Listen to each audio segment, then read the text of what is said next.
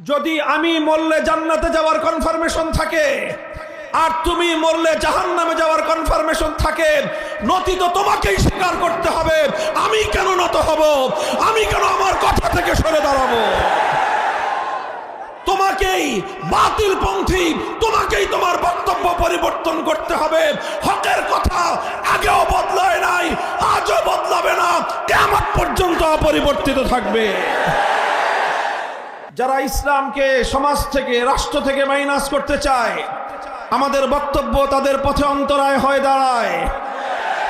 আর তখন তারা তাদের পথের বাধা দূর করবার জন্য আমাদের কণ্ঠকে স্তব্ধ করে দেওয়ার চেষ্টা করে। আমরাও জেনে বুঝে সিদ্ধান্ত গ্রহণ করে এই কথা বলি। মাঠে নেমেছি এজন্যই যে কথা বলতে থাকবো, কোরআনের কথাগুলো আমরা বলবো। হয় জীবন থাকবে, না আল্লাহর কোরআনের জন্য জীবন উৎসর্গিত হবে।